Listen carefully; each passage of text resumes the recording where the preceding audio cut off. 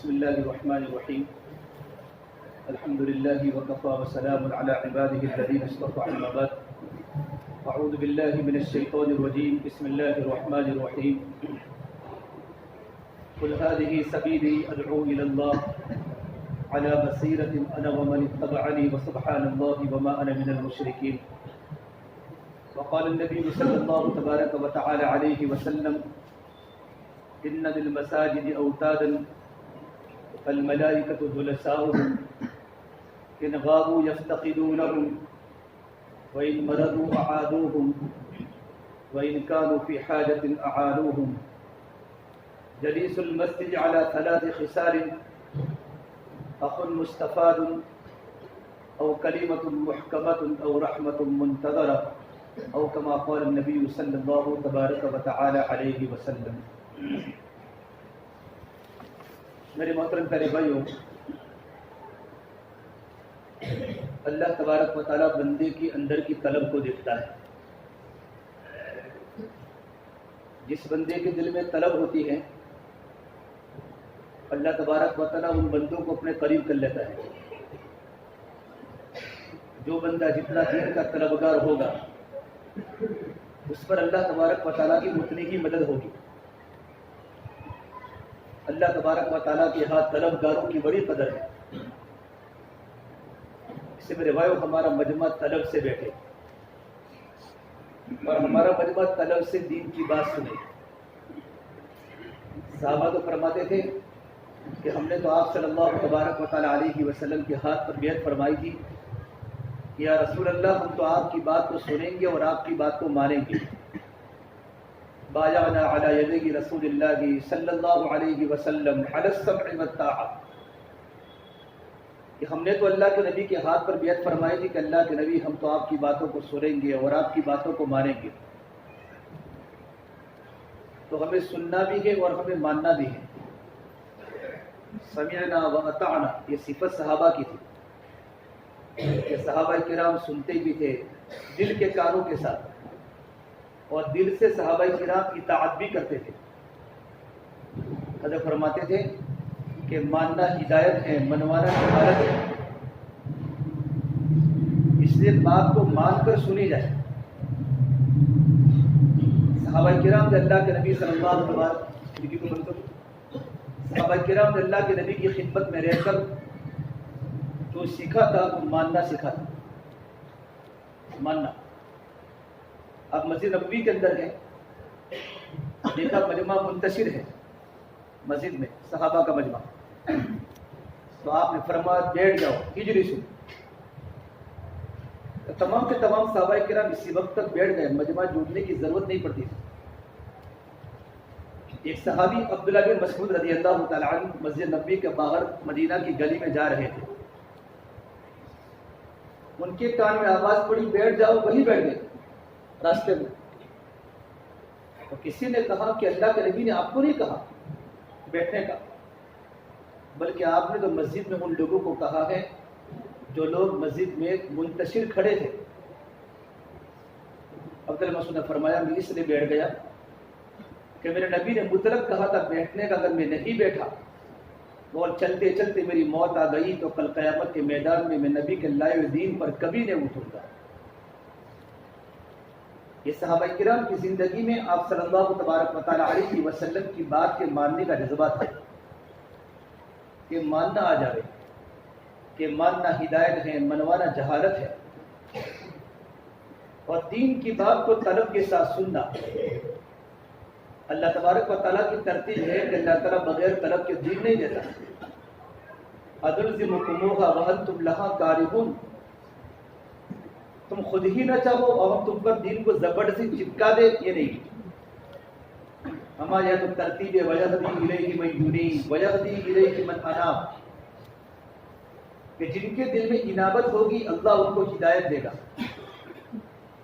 سلمان فارسی رضی اللہ تعالیٰ نے کتنی طلب تھی، کتنا لمبا گشت کیا ہے، ایران سے لے کر مدینے تک بہت لمبا گشت کیا ہے حق کی تلاش میں کہ مجھے حق مل جائے. غلام بنے، بکے گئے، آزاد کیے گئے، یہاں تک کہ اللہ کے نبی کو پا لیا مدینے میں آ کر. 360 سال کی عمر پائی سلمان نے، اور صحیح قول کے مطابق 250 سال کی عمر پائی۔ سلمان فارس ہماری طرح عربی نہیں، عجمی ہے۔ غزوہ خندق کے موقع پر آپ صلی اللہ تبارک و تعالیٰ علیہ وسلم خندق کھود رہے تھے، تو آپ نے صحابہ سے مشورہ لیا کہ پورا باطل ٹوٹ کر مدینے پر حملہ کرنے آ رہا ہے، تو بتاؤ کیا کرنا چاہیے۔ صحابہ سے رائے لی کہ ہمارے یہاں رائے ہے، رائے دینا ہے، فیصلے کو قبول کرنا ہے۔ حضرت فرماتے تھے جو رائے لے گا وہ کام کیا لے گا، کہ اپنے ساتھیوں سے رائے لو، اس نے کہ رائے امانت ہے۔ آپ صلی اللہ تبارک و تعالیٰ علیہ وسلم رائے لے رہے تھے، حضرت علی خاموش بیٹھے تھے۔ بات سننا برابر غور سے، نئے مجمع کی بات نہیں ہے، بات سننا۔ آپ نے کہا علی تم بولتے کیوں نہیں؟ علی تم بولو، تمہارے دل میں جو ہے وہ بولو، آپ کو بولنا پڑے گا۔ آپ صلی اللہ تبارک و تعالیٰ علیہ وسلم حضرت علی کے پیشانی کے بل سے دیکھ کر فرمایا کہ ساتھیوں کی رائے ان کے دل کو ہضم نہیں ہو رہی۔ اگر جو رائے مشورے میں نہیں دے گا وہ رائے اندر کی کینہ بنے گی، اس لیے کہ مشورے کے باہر کی رائے وہ رائے نہیں ہوتی، وہ کینہ ہوتی ہے، اور کینہ اسلام میں نہیں ہے۔ کینہ کی تو شب قدر کی رات میں مغفرت نہیں ہے، اگرچہ وہ نمازی ہو، اگرچہ وہ حاجی ہو، اگرچہ وہ اللہ کے راستے کا مبلغ ہو، کہ شب برات کی رات میں، شب قدر کی رات میں اس کی مغفرت نہیں ہے۔ اتنے بڑے صحابی، آپ نے غزوہ خندق کے وقت آپ نے رائے لی صحابہ سے، آپ کی کیا رائے ہے؟ صحابہ سے رائے لی، حالانکہ بڑے بڑے مدنی عربی صحابہ ہیں مکی، لیکن آپ نے سلمان فارسی کی رائے پر آپ نے خندق کھودنے کا فیصلہ فرمایا۔ سلمان ایک اللہ کے نبی، ہمارے ملک میں، ہمارے فارس میں جب دشمن کا حملہ ہوتا ہے تو اپنے ملک کے اطراف میں ہم خندق کھودتے ہیں، کھائی کھودتے ہیں، کھڈے، تاکہ دشمن ایک بار ہم پر حملہ نہ کر سکے۔ تو آپ نے سلمان فارسی کی رائے پر خندق کھدوائی، اور پورا غزوہ خندق کے موقع پر پورا مدینے پر پورا باطل ٹوٹ کے آیا ہے، تمام مل گئے تھے آپس میں، اس لیے کہ باطل ایک ہے، الکفر ملت واحدہ، باطل کی برادریاں الگ ہیں لیکن اسلام کے مقابلے باطل ایک ہوتا ہے۔ سارا باطل آیا، اور صحابہ کرام فرماتے ہیں اللہ تعالیٰ نے غزوہ خندق کے موقع پر صحابہ کی دلوں کی کیفیت کھولی ہے، اتنے خطرناک حالات تھے، هنالك ابتلي المؤمنون وزلزلوا زلزالا شديدا وبلغت القلوب الحناجر وتظنون بالله الظنون، کہ اللہ نے صحابہ کی دل کی کیفیت کھولی ہے، کہ صحابہ کرام کے دل ہیں، صحابہ کرام کے کلیجے دل کو آ چکے تھے، اتنا ڈر خطرناک آتا ہے، زلزلہ جس طرح زمینوں پر آتا ہے، زمینیں پھٹ جاتی ہیں، اس صحابہ کرام مارے گھبرا کے پھٹ گئے تھے، اور ٹھنڈی کا موسم، آپ نے کہا خندق کھودو، خندق، اور مکی صحابہ کی ترتیب بنائی، کوئی بیروچن نگر والے یہاں خندق کھودیں گے، کھڈا، اور وہ تو اجتماع میں ترتیب ہوتی ہے کام کی، تو آپ نے صحابہ کی ترتیب بنائی کہ مکی صحابہ یہاں کھودیں گے، مدنی صحابہ یہاں کھودیں گے۔ اب سلمان فارسی نہ مکی ہے نہ مدنی ہے، وہ تو فارس کے ہیں، نہ مہاجری ہے نہ انصاری ہیں۔ مکہ کے صحابہ کو مہاجر کہا جاتا ہے اور مدینہ کے صحابہ کو انصار کہا جاتا ہے۔ تو مکہ کے صحابہ نے بولا سلمان ہمارے پاس آ جاؤ، اس لیے کہ تم تو مہاجر ہو، تم نے تو حق کو پانے کے لیے اپنے وطن سے ہجرت فرمائی، اب ہمارے ساتھ مل کر خندق کھودو۔ مدینے کے انصار نے کہا نہیں تم تو انصاری ہو، کہ تم نے تو ہجرت جو فرمائی اللہ کے نبی کی بعثت کے پہلے فرمائی، آپ تو انصاری ہو، آپ نے تو مہاجروں کا ساتھ دیا ہے، مہاجروں کی نصرت کی ہے، آپ ہمارے پاس آ جاؤ۔ آپ صلی اللہ تبارک و تعالیٰ علیہ وسلم سارا منظر دیکھ رہے ہیں، اور آپ نے دیکھا کہ دونوں طرف صحابہ کرام سلمان کو بلا رہے ہیں، تو آپ نے کہا سلمان نہ مہاجری ہے، سلمان نہ انصاری ہے، بلکہ سلمان تو ہمارے گھر کے آدمی ہے، سلمان منا من اہل بیت، کہ سلمان تو اہل بیت میں سے ہیں۔ آپ صلی اللہ تبارک و تعالیٰ علیہ وسلم نے سلمان فارسی کے اندر کی طلب کی بنیاد پر سلمان کو اپنے گھر کا انسان کہا، اپنے قریب کیا کہ سلمان فارسی کے دل میں طلب تھی. ہمارا دعوت کا کام اندر کے طلب کا ہے. حاجی عبدالحق صاحب رحمۃ اللہ فرماتے تھے اللہ کی قسم اس روئے زمین پر اللہ نے اس سے بڑا طاقت اور عمل کوئی نہیں اتارا. اللہ نے اس محنت میں قلوب کے پلٹنے کی بات سمجھ میں تھوڑی کم آئے گی، مجمع نیا ہے.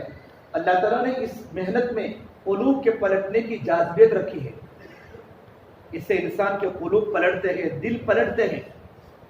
اور ایک گنہگار سے گنہگار انسان جب اس کے سامنے اللہ کی دین کی دعوت کی بات پہنچتی ہے، اتنا مؤثر نسخہ ہے، اتنی مؤثر گولی ہے، اگر جب اس کے دل پر وہ گولی لگ جاتی ہے تو انسان دین کا فرشتہ بن جاتا ہے اور راتوں کی تنہائی میں اللہ کے سامنے رونے والا بن جاتا ہے.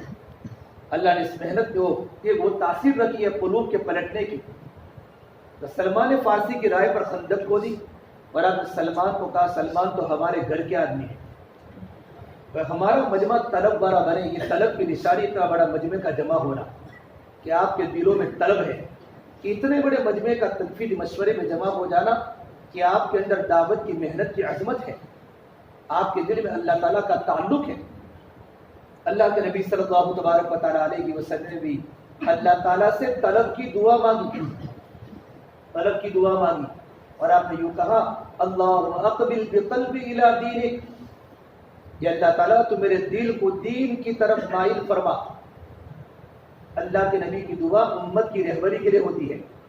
یہ اللہ تو میرے دل کو دین کی طرف مائل فرما.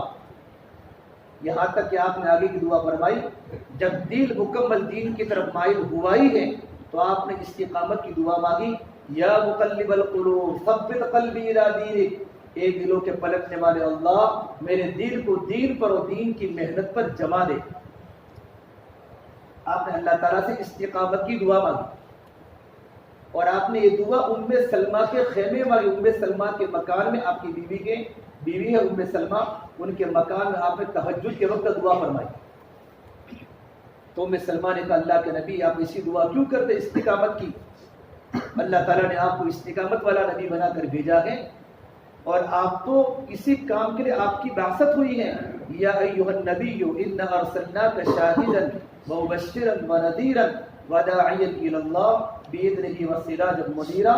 آپ کی مقصد نبوت کیا ہے؟ معجزہ ایک دلیل نبوت ہے، معجزہ دلیل نبوت ہے، دعوت مقصد نبوت ہے. نبوت کا مقصد دعوت ہے، نبوت کی دلیل معجزات ہے کہ معجزات دلیل نبوت ہیں اور دعوت مقصد نبوت ہے کہ نبوت کا مقصد ہی اللہ کے بندوں کو اللہ سے قریب کرنا ہے. آپ ایسی استقامت کی دعا کیوں کرتے ہیں؟ جب ام سلمہ نے آپ کو یہ بات فرمائی نا تو اللہ کے نبی رو گئے اور روتے روتے آپ کی داڑھی تر ہو گئی اور کہا ام سلمہ اس لیے دعا کرتا ہوں کہ دل پلٹ جاتے ہیں. ام سلمہ دل پلٹ جاتے ہیں کہ ایسا نہ ہو کہ دنیا سے رخصت ہونے کے وقت میرے دل میں دنیا چمکتی ہو. اس اللہ کے نبی صلی اللہ تبارک و تعالیٰ علیہ وسلم نے صحابہ کے مجمع کے سامنے فرمایا اے میرے صحابہ کی جماعت، جب تمہاری موت اس حالت میں آوے کہ تمہارے دل میں دین کے مٹنے کا درد ہو، تمہارے دل میں دنیا چمک نہ لگی ہو، ورنہ آخرت میں تمہاری طرف کبھی نہیں دیکھوں گا. یہ دعوت کا کام دعوت کا کام دلوں کی مایا ہے کہ ہمارے کام میں دعوت کی عظمت ہو، ہمارے کام میں دعوت کی محبت ہو. حضرت اللہ سے فرماتے تھے کہ ہمارے کام کرنے والے ساتھیوں میں اور مسجد و جماعت کے ساتھیوں میں جب 3 باتیں پیدا ہو جائے گی تو نیا مجمع ان کی طرف سے کھینچ کر آئے گا جیسے مقناطیس لوہے کی طرف کھینچ کر آتا ہے. مقناطیس میں بیان نہیں کر کے آپ کو ایک بات سمجھانا چاہتا ہوں. مقناطیس لوہے کی طرف کھینچ کے آتا ہے، لوہے چمک. کام کرنے والے ساتھیوں جب 3 باتیں پیدا ہو جائے گی، دیکھو میرے بھائیو ہمارا صفات کا مذاکرہ ہے، ہمارا صفات کا مذاکرہ ہے کہ صفات کے مذاکرہ کرنے سے ہماری زندگیاں پابند بنتی ہیں اور ہمیں آزاد بن کے کام نہیں کرنا، ہمیں تو پابند بن کے کام کرنا ہے. حضرت فرماتے تھے ہمارا کام شوق کا نہیں ہے، ہمارا کام ڈر کا ہے. اس لیے کہ شوق میں آزادی ہے، ڈر میں پابندی ہے. شوق میں آزادی ہے، ڈر میں پابندی ہے. ہمارا کام تو شوق کا نہیں ہے، ہمارا کام تو ڈر کا ہے. کہ اللہ تعالیٰ نے مجھے اور آپ کو اس کام میں لگایا ہے۔ حضرت مولانا سید خان صاحب مکی فرمایا کرتے رحمۃ اللہ علیہ، اس کام میں لگنا تو بہت آسان ہے، لیکن موت تک نبھنا کسی کسی کو نصیب ہوتا ہے۔ حضرت فرماتے تھے اس کام میں لگنا تو بہت آسان ہے، لیکن موت تک نبھے رہنا کسی کسی کو نصیب ہوتا ہے۔ ڈر کے کام کرنا، شوق میں نہیں کرنا، شوق میں آزادی ہے، ڈر میں پابندی ہے۔ تو سب سے پہلی بات بتائی، جب کام کرنے والا مجمع ان چیز صفت پر آ جائے گا تو مجمع ہماری پاس اس طریقے پر کھینچ کھینچ کر آئے گا جیسے لوہا لوئی چمک کی طرف اور مقناطیس کی طرف کھینچ کے آتا ہے۔ سب سے پہلی بات بتائی کہ کام کرنے والے ساتھیوں میں دنیا سے بے رغبتی پیدا ہو جائے، دنیا سے بے رغبتی پیدا ہو جائے۔ ابن مسعود رضی اللہ تعالیٰ عنہ اپنے زمانے میں کہا کرتے تھے، این الزاہدون فی الدنیا والراغبون الی الآخرہ، کہاں گئے دنیا سے بے رغبت لوگ، اور کہاں گئے آخرت کو چاہنے والے، اور کہاں گئے آخرت کے نام کو لے کر رونے والے، اور کہاں گئے قبر کے تذکرے کو سن کر اپنے آنکھوں سے آنسو بہانے والے۔ یوں کر کے مجمع کو للکار دیتے، کہاں گئے دنیا سے بے رغبت۔ جب تک کام کرنے والے ساتھیوں میں جب تک دنیا سے بے رغبتی پیدا نہیں ہوگی تب تک مجمع ہمارے پاس نہیں آ سکتا۔ دنیا کمانا نہ نہیں ہے، لیکن دنیا دل میں نہ ہو۔ دنیا کمانے کے فضائل ہیں، لیکن دعوت کے تقاضوں کے ساتھ ہم اپنی دنیا کو تقاضوں کے تابع کریں، اپنی دنیا کو عبادات کے تابع کریں۔ دعوت کے تقاضے دنیا کے تابع نہ ہو، ہمارا گشت دنیا کے تابع نہ ہو، ہمارے دن دنیا کے تابع نہ ہو، ہمارا 4 مہینہ سیزن کے تابع نہ ہو، ہمارا چلہ سیزن کے تابع نہ ہو، بلکہ ہم دعوت کے تقاضے کی حسرت ہماری دلوں میں اتنی ہو کہ ہم دنیا کے تمام تقاضوں کو دعوت کے تقاضوں کے ساتھ کر لیں، دعوت کے تقاضوں کے تابع کر لیں۔ پھر تو اللہ تعالیٰ کیسے ہمیں آگے بڑھاتا ہے۔ دعوت ایک بے چینی کا نام ہے، دعوت ایک کیفیت کا نام ہے۔ 4 مہینے والے کو داعی نہیں بولتے، اور چلے والے کو داعی نہیں بولتے، اور سال والے کو داعی نہیں بولتے۔ داعی تو اس کو بولتے ہیں جو دین کے نقصان کو برداشت نہ کر سکے، دین کے نقصان کو برداشت نہ کر سکے۔ 4 مہینوں کی جماعتوں کا بستے سے نکل جانا وہ دین نہیں ہے، اس کو صرف دین نہیں کہتے۔ جماعتوں کے نکلنے کا مقصد ہماری زندگیوں میں دین آنا ہے، ہماری زندگیوں میں صفات آنا ہے، ہماری زندگیاں راتوں کو رونے والی بنے، ہماری زندگیاں سنتوں کی پابند بنے۔ حضرت فرماتے تھے داعی تو اس کو کہ جو دین کے نقصان کو برداشت نہ کر سکے۔ یہ جملہ صدیق اکبر کا ہے، اَيَنْقُصُ الدِّينُ وَأَنَا حَيٌّ، دین میں کمی ہو اور میں زندہ رہوں۔ میرے بستی کے نوجوان نماز سے دور ہو، اور میرے بستی کے نوجوان مسجدوں سے دور ہو، اور میرے بستی کے نوجوان جمعہ کی نماز سے دور ہو، اور بستی کی نوجوان لڑکیاں پردے سے باہر آ چکی ہو اور ان کے سر سے دوپٹے اتر چکے ہو، اور میں تبلیغ والا۔ حضرت فرماتے تھے مجھے 2 باتوں کا خطرہ ہے۔ ایک تو اس بات کا خطرہ ہے کہ لوگ ہمیں دعوت والا کہے اور ہم دعوت میں نہ ہو۔ میرے بھائیوں، موجوں کی قدر سمندر کی وجہ سے ہے، اگر سمندر نہ ہونا تو موجیں کیچڑ بن جاوے گی۔ میری اور آپ کی عزت اور تبلیغ کی بنیاد پر ہے کہ لوگ ہم سے مصافحہ کرتے ہیں، لوگ ہم سے مشورہ کرتے ہیں، لوگ ہم سے معانقہ کرتے ہیں، لوگ ہم سے بات کرتے ہیں کہ دعوت کے کام کی بنیاد پر ہے۔ حضرت عمر رضی اللہ تعالیٰ عنہ جب ملک شام سے جب جا رہے ہیں، ابو عبیدہ بن جراح کی جماعت جب اللہ کے راستے میں کام کر رہی ہے، مسجد اقصیٰ کے اطراف میں ابو عبیدہ کی جماعت کام کرتی ہے۔ مدینے کے نوجوان صحابہ اپنے معصوم بچوں کو چھوڑ کر اور اپنے گھر والوں کو چھوڑ کر کہاں پہنچے؟ مسجد اقصیٰ فلسطین ان کی جماعت کام کرتی ہے۔ زرار ابن ازول بھی ہیں، شرحبیل ابن حسنہ بھی ہیں، معاذ ابن جبل بھی ہیں، عبداللہ بن معاذ بھی ہیں، عمر بن تمیمی بھی ہیں، ابو دجانہ بھی ہیں، حضرت ابو قتادہ بھی ہیں، زید بن حارثہ بھی ہیں، بڑے بڑے زید بن دسینہ بھی ہیں، بڑے بڑے کبار صحابہ میرے بھائی کہاں ہے؟ ملک شام کے سفر میں ہے، اور مسجد اقصیٰ کو فتح کر لیا۔ لیکن وہاں کے یہودی علماء نے کہا چابی ہم آپ کو نہیں دیں گے، چابی تو ہم آپ کے امیر المومنین کو دیں گے۔ ابو عبیدہ نے خط لکھا ہے، اور خط لکھ کر امیر المومنین کو آگاہ کیا، امیر المومنین آپ مدینہ کے مرکز پر بیٹھے ہیں، لیکن آپ آ جاؤ ملک شام، مسجد اقصیٰ فتح ہو رہا ہے آپ کی دعاؤں کی برکت سے، لیکن چابی ہمیں نہیں دے رہے ہیں، چابی آپ کے ہاتھ میں ملے گی۔ حضرت عمر نے غلام اسلم کو تیار کیا، چلو سفر کرنا ہے، اور عمر سفر کیا ہے۔ غلام اسلم کو یوں کہا، غلام اسلم اونٹنی اونٹنی اکیلی ہے، کبھی تو سوار ہوگا کبھی میں سوار ہوگا۔ انسان زندگی میں عمل کے طور پر سکھایا تھا کہ میں بھی انسان ہوں، تو بھی انسان ہے، مجھے بھی تھکن لگتے مجھے بھی تھکن لگتا ہے، کبھی میں سوار ہوں گا، کبھی تو اونٹنی کی نکیل پکڑ کے چلے گا، کبھی میں اونٹنی کی نکیل پکڑ کے چلوں گا۔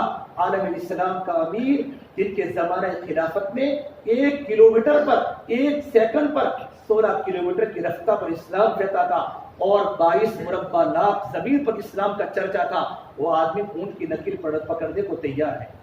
زندگی صفات سے مزین تھی۔ غلام اسلم نے کہا نہیں حضرت، غلام کا درجہ تو خادم سے نیچا ہوتا ہے، غلام کا درجہ تو ہمارے دکان کے نوکر سے بھی نیچا ہوتا ہے، کہ غلام تو اپنے آقا کی مرضی کے بغیر شادی بھی نہیں کر سکتا۔ اور یہ سفر شروع ہوا ہے، کبھی حضرت عمر اونٹنی پر ہے اور زید اور غلام اسلم اونٹنی کی نکیل پکڑ کے جا رہے ہیں۔ یوں چلتے چلتے جب ملک کے شام قریب آیا، ابو عبیدہ بن جراح رضی اللہ تعالی عنہ اپنے کچھ ساتھیوں کو لے کر ان کے استقبال میں گئے، اور جب استقبال میں پہنچے ہیں حضرت عمر کو دیکھا نا، حضرت عمر کو دیکھا کہ ان کے بدن پر تو پیون والے کپڑے ہیں، ان کی داڑھی گرد و غبار ہیں اور ان کے بدن پر پیون والے کپڑے ہیں۔ کبھی مومنین، آپ جس ملک میں آتے ہیں نا، اس ملک کے لوگ تھوڑے VIP قسم کے ہیں، میں اپنا ترجمہ کہہ رہا ہوں، اس ملک کے لوگ تھوڑے اچھے خاصے پڑھے لکھے لوگ ہیں، تہذیب و تمدن والے ہیں، یہاں کا تھوڑا ماحول الگ طرح کا ہے، آپ اپنے کپڑے بدل دیں۔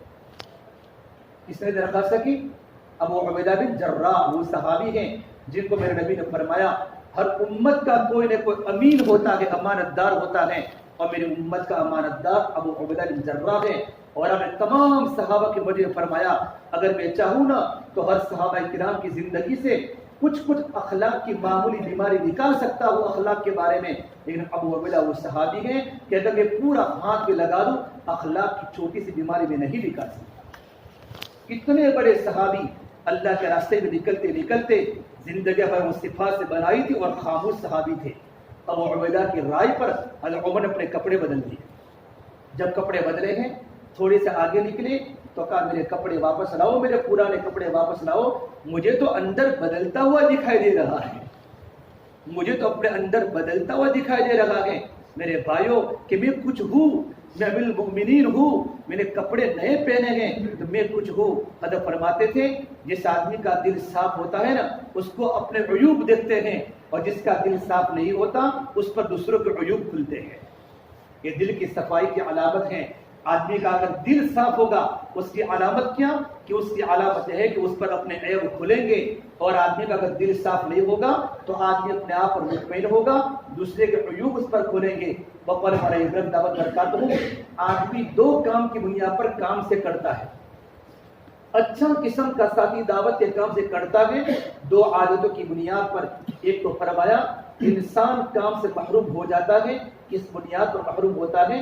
گناہوں کی لذت کی بنیاد پر محروم ہو جاتا ہے۔ جب کام کرنے والا ساتھی اور ہمارا مسلمان جب رات کی تنہائیوں میں گناہوں کی لذت کو پکڑتا ہے اور گناہ کرتا رہتا ہے، ایک نہ ایک دن وہ کام سے محروم ہو جاتا ہے۔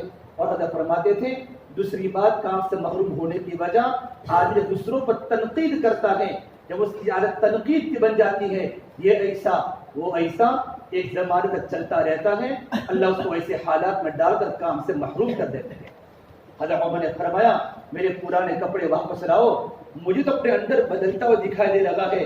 پھر فرمایا ابو عبیدہ اگر مجھے میرے نبی نے اگر تجھے امین ہونے کا لقب نہ دیا ہوتا تو میں آج اپنے خنجر سے تیرے چہرے کو اتنا مارا تیرے چہرے کو بگاڑ دیتا۔ پھر فرمایا میرے پرانے کپڑے واپس لاؤ۔ پھر یوں فرمایا اللہ نے ہم کو عزت اسلام سے دی ہے، اور اللہ نے ہم کو عزت دعوت اسلام سے دی ہے۔ یہ عمر اگر تو اسلام کے علاوہ اور دعوت اسلام کے علاوہ اگر تو کسی اور چیز کو پسند کرے گا اللہ تجھے دوبارہ ذلیل کر دے گا۔ بھائیو میرے اور آپ کی عزت اور دعوت کی بنیاد پر ہیں، اتنا بڑا مجمع کا جمع ہونا اور آپس کی اجتماعیت اور آپس کی محبت ایک کام کی بنیاد پر ہے کہ ہم نے کام کو اپنے سروں پر رکھا۔ تو پہلی بات فرمائی کہ دنیا سے بے رغبتی۔ میرے بھائیو تنقید کرنا بہت بڑی بات ہے۔ ایک مرتبہ اللہ کے نبی صلی اللہ تبارک و تعالیٰ علیہ وسلم سفر میں جا رہے ہیں، اور آپ کا سفر حج کا ہے، عرفات کے میدان میں آپ سفر میں ہیں، اور آپ کے ساتھ کون تھے؟ حضرت اسامہ تھے۔ اسامہ زید بن حارثہ کے بیٹے اسامہ آپ کے ساتھ تھے۔ اسامہ کو پیشاب کا تقاضا ہوا، تو اسامہ نے کہا اللہ میں پیشاب کر کے آ رہا ہوں. تو آپ نے فرمایا جاؤ. آپ صلی اللہ تبارک و تعالی وہاں کھڑے ہو گئے. گرمی کا موسم ہے. تو 3 نوجوان صحابہ نے کہا جو نئے نئے اسلام میں داخل ہوئے تھے کہ اللہ کے نبی آپ کیوں کھڑے ہیں؟ تو آپ نے فرمایا اسامہ قضاء حاجت سے فارغ ہونے گئے ہیں. اسامہ تھوڑے کالے صحابی تھے, چہرہ تھوڑا کالا تھا.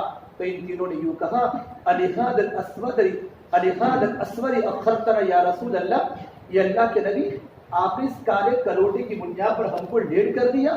میرے نبی کے دل اتنا دکھا. ایک پرانے صحابی کی ناقدری کی اور پرانے صحابی کی تنقید کی. آپ خاموش رہے ہیں اور آپ نے کوئی جواب نہیں دیا.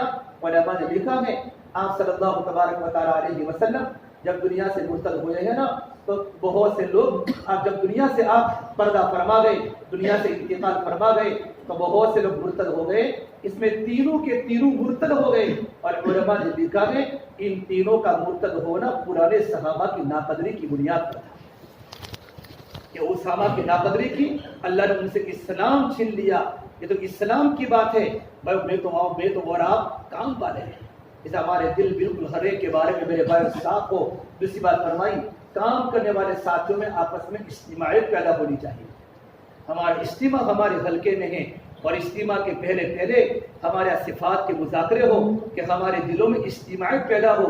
اجتماع کس کو کہتے ہیں؟ اجتماعیت اجسام کے اجتماع کو اجتماعیت نہیں بولتے, قلوب کے اجتماع کو اجتماعیت بولتے ہیں کہ ہمارے تمام کے تمام دل ایک بات پر جمع ہو جائے.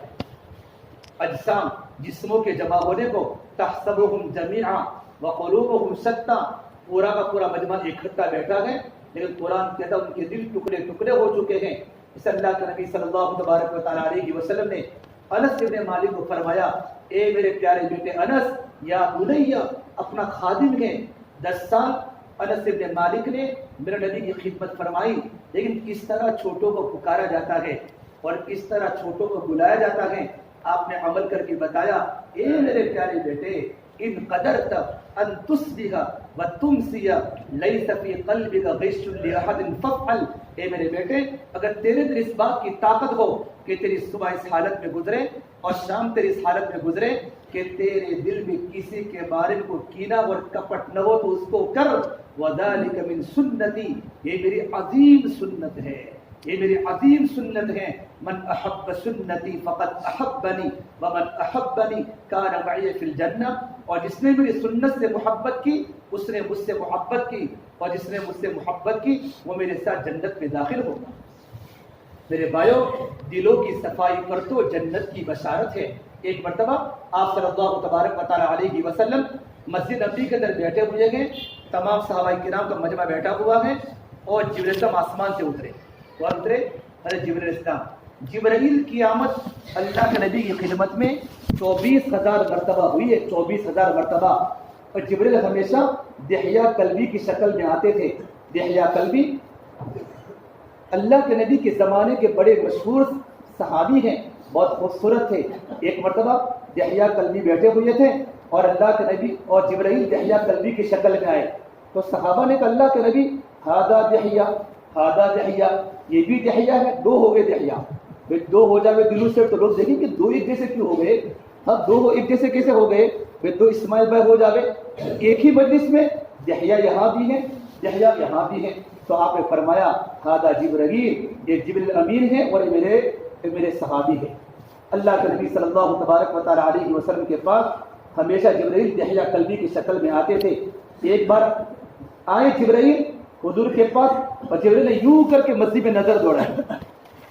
پوری مسجد میں نظر دوڑانے کے بعد کہا, اب کونے میں دیکھا تو ابو ذر غفاری بیٹھے ہوئے تھے. تو کہا یا رسول اللہ ھذا ابو ذر, کہ اللہ کے نبی ابو ذر غفاری ہیں, قریب صدیق اکبر بھی ہیں, عمر بن خطاب بھی ہیں, علی مرتضیٰ بھی ہیں, عثمان بن نورین بھی ہیں, ابن عوف بھی ہیں, سعد بن معاذ بھی ہیں, سعد بن عبادہ بھی ہیں. بڑے مدینے کے پرانے صحابہ ٹاپ لائن کے ہیں. ان کی نظر سیدھی کہاں پہنچی؟ ابو ذر غفاری پر, اور کہا ھذا ابو ذر, کا نعم یا جبرائیل ھذا ابو ذر, جبرائیل ابو ذر غفاری ہیں. لیکن اللہ کے نبی اللہ نے فرمایا یہ جبرائیل ابو ذر زمینوں کے آدمی ہیں اور آپ آسمانوں کے آدمی ہیں, آپ نے ابو ذر کو کیسے پہچان لیا؟ تو جبرائیل نے کہا یا رسول اللہ کام میں لگنے کے بعد اور آپ کے ہاتھ پر اسلام کے قبول کرنے کے بعد زندگی میں وہ صفات بنائے ہیں کہ ان کی صفات کا چرچا تو آسمانوں پر ہو رہا ہے، کہ ان کی صفات کا چرچا تو آسمانوں پر ہو رہا ہے۔ آپ صلی اللہ تبارک و تعالیٰ علیہ وسلم نے ابو ذر غفاری کو بلایا، تعال یا ابا ذر، ابو ذر میرے سامنے آؤ۔ ابو ذر غفاری 2 چادریں لپٹی ہوئی تھی، آئے حضور کی خدمت میں۔ آپ نے پہلے سوال کیا، بماذا نال هذه الفضیلۃ یا ابا ذر، ابو ذر تم اس درجے پر کیسے پہنچ گئے، اس مقام پر کیسے پہنچ گئے کہ تمہارا چرچا تو آسمانوں پر ہو رہا ہے؟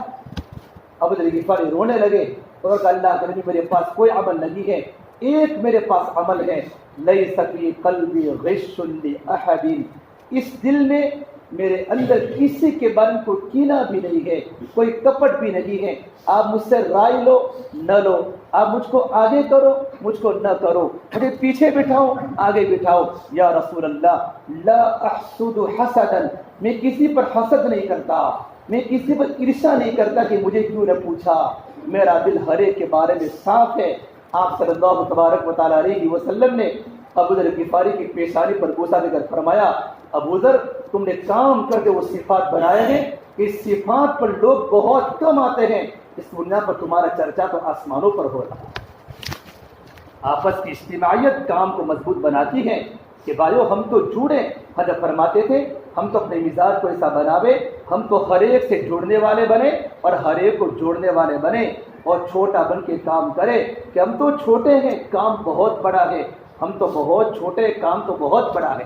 ایک مرتبہ آپ صلی اللہ تبارک و تعالیٰ علیہ وسلم مسجد میں ہیں اور مسجد میں حلقہ لگ رہا ہے تعلیم کا، اور آپ نے صحابہ سے فرمایا ابھی دیکھو دروازہ، تمام نے دروازے کی طرف دیکھا ہے، سب نے دروازہ، ابھی ایک نوجوان انسان آئے گا، وہ نوجوان انسان جنتی ہوگا، اور آپ نے کہا وہ وضو کرتا کرتا آئے گا، وضو کرتا داڑھی پر خلال کرتا کرتا آئے گا، وہ جنتی ہوگا، جنتی۔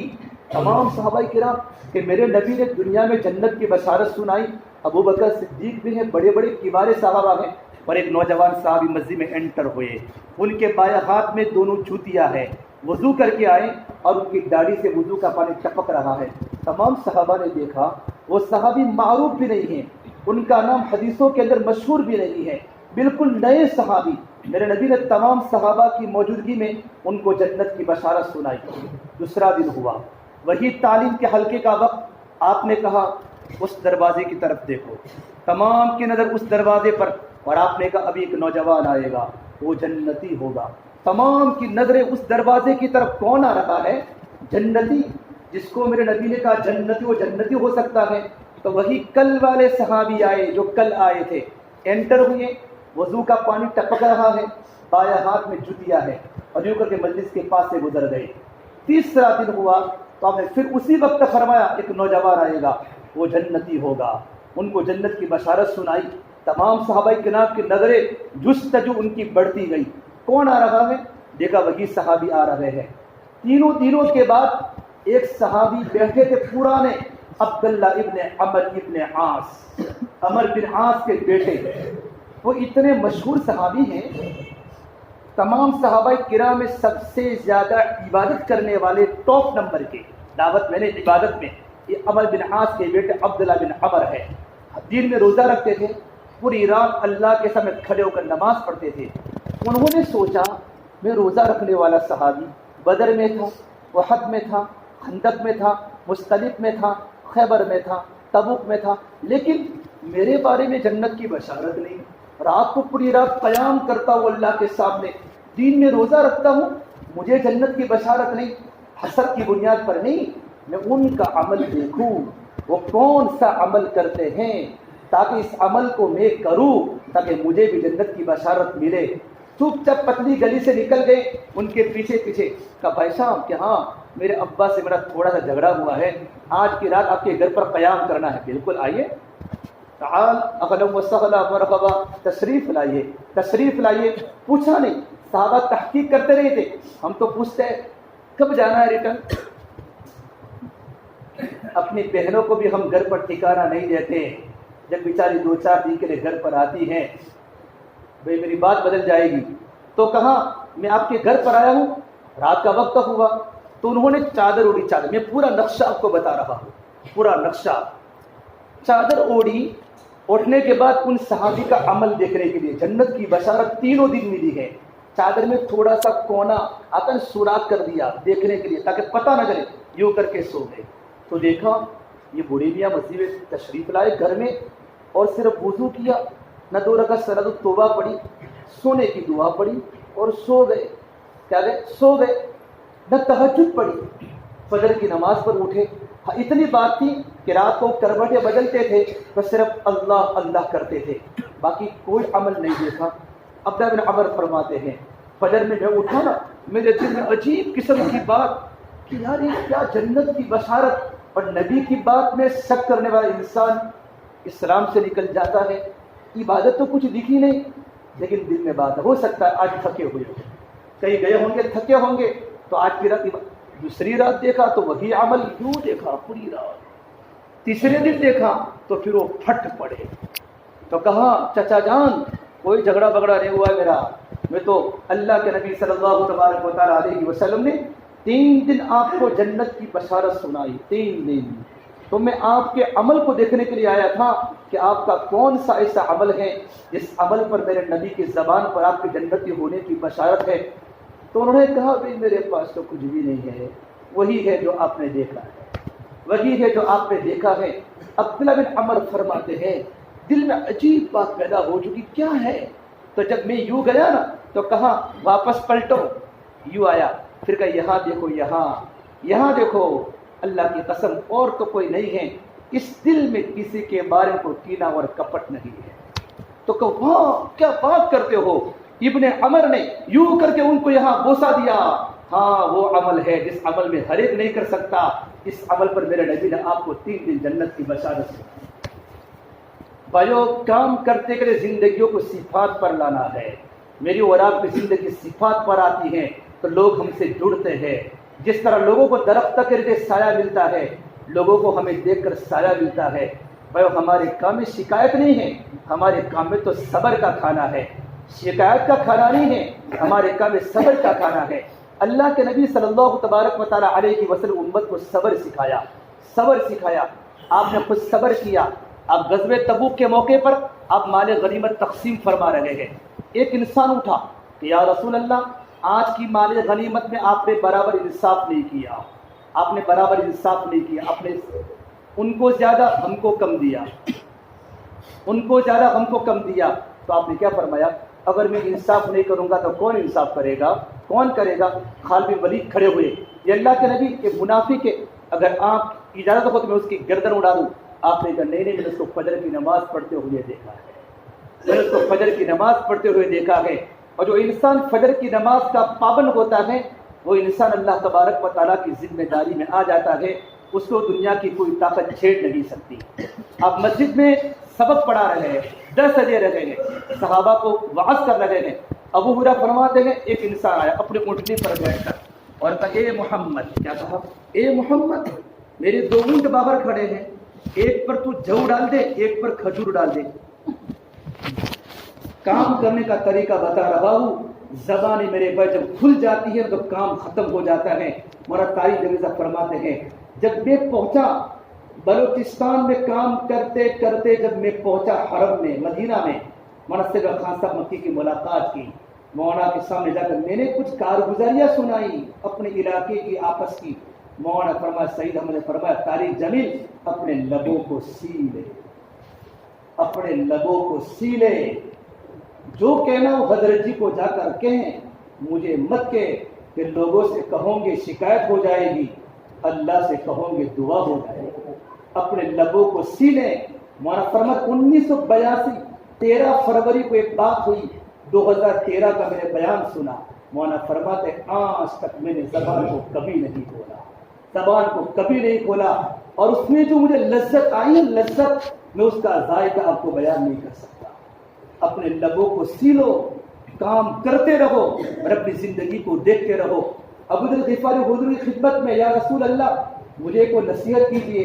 آپ نے کہا ابو ذر علیک بطول الصمت, خاموشی کو لمبی بنا لو, اپنی خاموشی کو لمبی بنا لو. ابو ذر خاموشی کو لمبی بنا لو، خاموش ہو جاؤ گے نا خاموش، یہ تمہارا رات کو اٹھنے میں مددگار ہوگا، دین کے کام میں مددگار ہوگا۔ اور علی امر دینک، تمہارے دین کے کاموں میں تمہاری زبان کی خاموشی بہت مدد کرے گی۔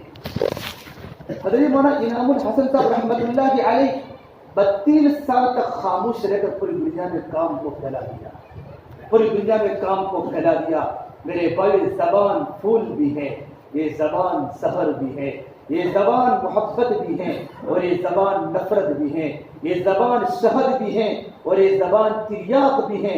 جب محبت کے ساتھ چلتی ہیں جماعتیں آباد ہو جاتی ہے، بستیاں آباد ہو جاتی ہیں، محلے آباد ہو جاتے ہیں۔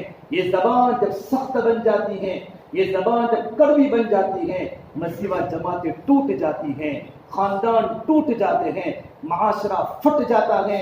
میرے بھائیو، گھروں میں چیخوں کی آوازیں آتی ہیں اور سنگ مرمر کے مکان بھی کانٹے دار صحرا بن جاتے ہیں، جو زبان کی بولی سخت ہو جاتی ہے۔ میرے نبی کی مذہبہ جماعت کے صحابی ایک میرے حضرت عقبہ بن عامر، آپ اثر کے بعد اپنے گھر سے نکلے، وہ اپنے گھر سے نکلے۔ میں حدیث جیسے پڑھتا ہوں ویسا نقشہ بتاتا ہوں۔ وہ سامنے ملے، حضور سامنے ملے، آپ نے ان کا ہاتھ یوں پکڑا اور ہاتھ دبایا، یہ محبت کی نشانی ہے۔ جب کوئی بڑا انسان کسی چھوٹے انسان کا ہاتھ دباوے، یقین مانو اس کے دل میں تمہاری جگہ ہے۔ آپ نے عقبہ بن عامر کا ہاتھ دبایا۔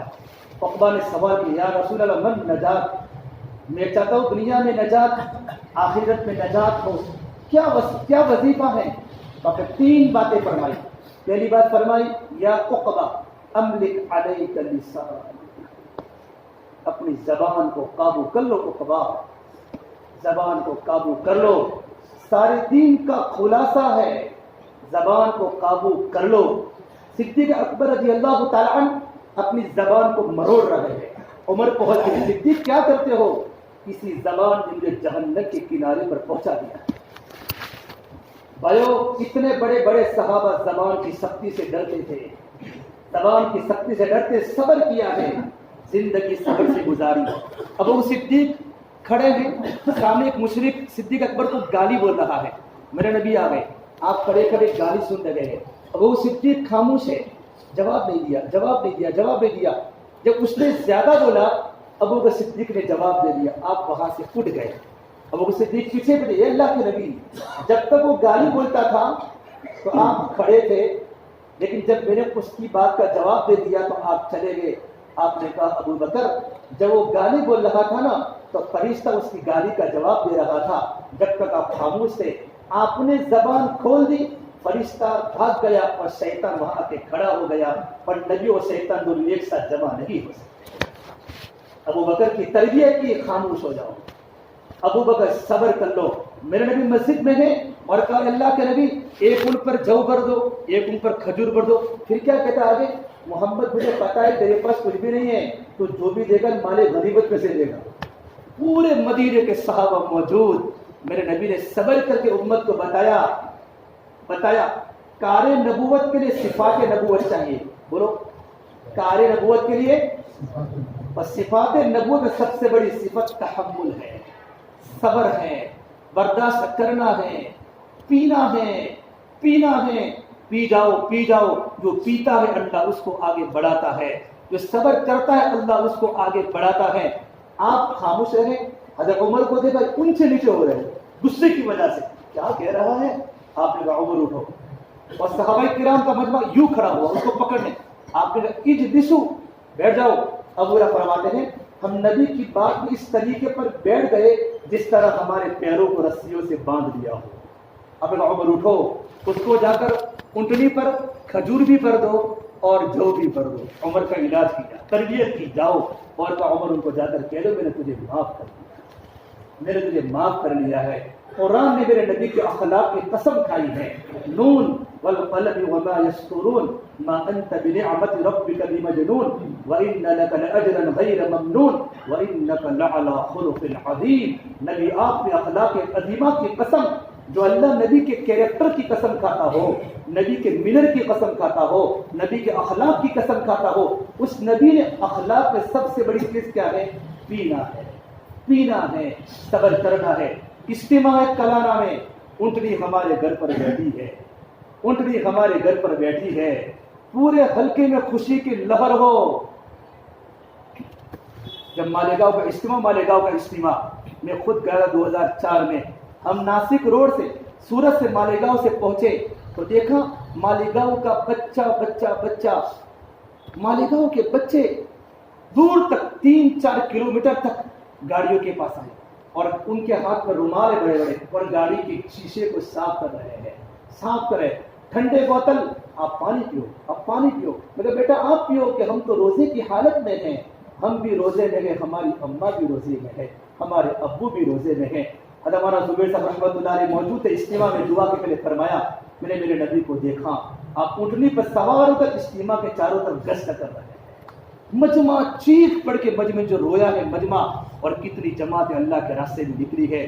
بھائی اونٹنی آپ کے گھر پر بیٹھی ہے۔ آپ صلی اللہ تبارک و تعالی علیہ وسلم جب عقبہ کی گھاٹی میں آپ کی ملاقات ہوئی، صحابہ سے ملاقات ہوئی عقبہ کی گھاٹی میں، تو عباس حضور کے ساتھ ہے، تو حضور مدینہ آ جاؤ۔ عباس اس وقت اسلام میں داخل نہ ہوئے تھے۔ عباس نے پتا بھی ہے تم میرے چچا کو، میرے بھتیجے کو بلاتے ہو، گویا میرے بھتیجے کو بلانا کیا مطلب ہے؟ پورے عرب کے سامنے تمہیں مقابلہ کرنا ہے، پورا عرب کمان بنے گا، تم تیر بنو گے، اکیلے ہو جاؤ گے مدینے میں۔ تو کہ اللہ کے نبی کہ تمہارے چچا کہتے ویسا ہوگا؟ کہ ہاں بالکل ویسا ہوگا، کہ پورا عرب آپ کا مقابلہ کرے گا۔ تو کہ اللہ کے نبی اس پر ہمیں کیا ملے گا؟ کہ اس پر آپ کو جنت ملے گی۔ کلاڑا والوں خوشخبری ہو، تمہیں جنت ملے گی۔ تمہارے نوجوان جب اللہ کے راستے پہ جائیں گے، جب تمہارے بوڑھے اللہ کے راستے پہ جائیں گے، پورے حلقے میں خوشی ہوگی، خوشی۔ احمد آباد کا اسٹیشن 20 تاریخ کو بھرا ہوگا۔ کہاں کی جماعت؟ کلاڑا کی۔ یہ جماعت یہ بھی کلاڑا کی، یہ جماعت یہ بھی کلاڑا کی۔ ارے کتنی جماعتیں نکلی کہ گھر کے ہر بڑے سے لوگ اللہ کے راستے میں ہیں، کہ ماں نے بیٹے کو روانہ کیا ہے اور بہن نے بھائی کو روانہ کیا ہے، اور جوان عورت اپنے جوان شوہر کو اپنے ہاتھوں سے روانہ کیا ہے۔ پورے بستی میں شور ہیں، لوگ اللہ کے راستے میں جا رہے ہیں۔ ماؤں کے آنکھوں سے آنسو ہیں، بیوی کے آنکھوں میں آنسو ہیں، جوان بیٹا اللہ کے راستے میں، کہ پورا حلقہ اسٹیشن پر بھرا ہوا ہے جماعتوں کو رخصت کر دیتے ہیں۔ جب کا جنت ملے گی، مدینے میں خوشیاں مچ گئی، میرے نبی آنے والے ہیں۔ یہ پورا واقعہ بیان نہیں کرتا، مجھے وقت کم ملا ہے۔ میرے نبی نے فرمایا جب میرے آقا نے سفر کیا مدینے میں جانے کا، ہجرت کا واقعہ میں بیان نہیں کرتا، آپ پہنچے، مدینہ کے لوگ، مدینہ کے بچے آپ کے استقبال میں آئے ہیں، کیوں حضور ہمارے گھر پر آنے والے ہیں، اجتماع ہمارے گھر پر آنے والا ہے، اجتماع کا استقبال ہے، حضور کا استقبال ہے۔ آپ صدیق اکبر کے ساتھ ہیں، 3 دن سفر کر کے، لمبا سفر کر کے آج جب پہنچے مدینہ، تو مدینے کی بچیاں مدینے کے بڑے استقبال میں تھے۔ آپ یوں کر کے آپ نے اپنے سر کو بلند کیا، یوں یہ پہاڑی یوں تھا، یوں اترنا تھا، تو آپ جیسے یوں اونچے ہوئے تو آپ کا چہرے مبارک دیکھا، تو مدینے کی بچیاں دیکھ گئی، چاند سمجھ کے یوں کہا طلع البدر علینا من ثنیات الوداع وجب الشکر علینا ما دعا للہ داعی۔ 14ویں کا چاند ہم پر طلوع ہو چکا ہے، 14ویں کا چاند ہم پر طلوع ہو چکا ہے، ہم پر شکر کرنا ضروری ہے۔ نبی کے چہرے کو 14ویں کا چاند کہا، اور قرآن نبی کے چہرے کی قسم کھائی ہے، والضحیٰ تیرے روشن چہرے کی قسم، واللیل اذا سجا تیری سیاہ زلفوں کی قسم، ما ودعک ربک وما قلی تیرا رب تجھے کیسے چھوڑ سکتا ہے، وللآخرۃ خیر لک من الاولی نبی جی آخرت دنیا سے بہتر ہے، ولسوف یعطیک ربک فترضی تیری قربانی پر اللہ آپ کو اتنا دینے والا ہے نبی جی کہ آپ راضی ہو جائیں گے، آپ راضی ہو جائیں گے۔ جب میرے آقا مدینہ پہنچے، اونٹنی پر ہے، تمام صحابہ کرام استقبال میں ہیں، اجتماع کلانا میں آیا ہے، کون اجتماع کے لیے قبول ہوتا ہے، اونٹنی کس کے گھر پر بیٹھنے والی ہے، تمام صحابہ، سعد بن معاذ یوں میرے گھر پر، اونٹنی کی نکیل پکڑ میرے اونٹنی دیکھتی نہیں، آپ میرا اونٹنی جہاں رکے گی وہ میری مہمانی کی جگہ ہوگی۔ تمام صحابہ، چونکہ اجتماع برکت لاتا ہے، خوش قسمت ہے وہ نوجوان اور وہ بستی جن کے یہاں اجتماع ہو رہا ہے۔ آپ کی بیٹیاں پردوں میں آئے گی، اور آپ کے نوجوان راتوں کو رونے والے بنیں گے.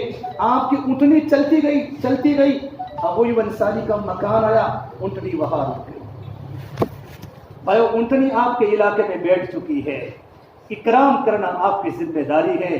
آپ یہ مت دیکھو وہاں سے کتنی نکلی, آپ یہ دیکھو ہم نے کتنی نکالی. حساب آپ کا اپنا ہوگا, دوسروں کا نہیں ہوگا. من عمل صالحا فلنفسہ ومن اصاب فعلیہا. جو کرے گا اپنے لیے کرے گا, جو کرے گا اپنے لیے کرے گا. اللہ نے آپ کو موقع دیا ہے, اجتماع آپ کے علاقے میں آیا ہے, پوری دنیا میں اجتماعات ہو رہے ہیں. بھائیو قربانی زندہ ہو رہی ہے. یہ ہمارا مجمع قربانی دینے کے لیے کھڑا ہو جائے. ہمارا جوان مجمع بھی اللہ کے راستے میں نکلے, ہمارے بوڑھے بھی اللہ کے راستے میں نکلے, ہمارے معذور بھی اللہ کے راستے میں نکلے. پورے علاقے میں شور ہو, اجتماع ہوگا, کھڈے ہم کھودیں گے. اجتماع ہوگا, راتوں کو ہم جانیں گے. ایک دہگام کا اجتماع ہو رہا احمد آباد شہر کا. کچھ ساتھیوں کے میرے پر فون آئے کہ ہماری برادری وہاں رہتی ہے, دعوت کے کام سے مانوس نہیں ہے, غیر مانوس ہے, محبین ہیں, لیکن رات کو آتے ہی نوجوانوں کا مجمع کھڈے کھودنے تیار ہو جاتا ہے. عجیب خوشی کی فضا ہے. ہمارے علاقے میں جماعتیں, ہمارے علاقے میں اجتماع, اللہ والوں کی آمد ہوگی, دعائیں ہوگی. پورا سرخیز کا مجمع ہمارا مہمان بننے والا ہے, ہم میزبان بننے والے ہیں. ہم تو ایسا میدان صاف کریں گے ان کو کنکری بھی نہ چبھے گی. ہمارے بڑے جو چاہیں گے ہم دے دیں گے کہ گھر خالی کرو, ہم گھر خالی کر دیں گے. کہیں گے جان کی بازی لگانی ہے, نوجوان کھڑے ہو جائیں گے, ہمیں لے لو اللہ کے راستے میں 4 مہینوں میں. کب بوڑھوں کو جانا ہے تو بوڑھے بھی تیار ہو جائیں گے. یہ وہ دن آپ دیکھو گے 22 جنوری کا کہ آپ کے علاقے میں عجیب خوشیاں ہوگی. اللہ والے دعا کرتے ہوں گے, کوئی تہجد پڑھتا ہوگا, کوئی راتوں کو تڑپتا ہوگا. کتنی خیر وجود میں آئے گی اور آپ کی جماعت اللہ کے راستے میں نکلے گی. 5 دن کے بعد تو کلانہ خالی ہو جائے گا, کلانہ خالی ہو جائے گا, چھاروڑی خالی ہو جائے گا. کہاں گئے نوجوان کہ اللہ کے راستے میں چلے گئے اور ماں نے اپنے جوان بیٹے کو روانہ کر دیا. بیوی نے گھر میں کھانے کے فاقے تھے کہ میں گھر پر کام کروں گی تو اللہ کے راستے میں چلے جا. پالمپور کا جب اجتماع ہوا, رکشا والے پالمپور کے اسٹیشن پر کھڑے تھے, آ جاؤ آج کے دن ہم کرایہ لینے والے نہیں ہیں. پورا کا پورا مجمع رکشا میں بیٹھ رہا ہے, رکشا بیچ کے اللہ کے راستے میں جا رہے ہیں. گھر کا واش روم, گھر کا جو ہوتا ہے کپڑے دھونے کا مشین, اس کو بیچ کر اللہ کے راستے میں جا رہے ہیں. ایک لڑکا ملا جو ڈاکٹر بنتا تھا, باہر کے ملک میں مجھے کہا مولوی صاحب میرے ابا اللہ کے راستے میں جانے والے تھے, اٹک آ گیا. پورے پالنپور سے 65 جماعت اللہ کے راستے میں 20 مسجدوں کی نکلی.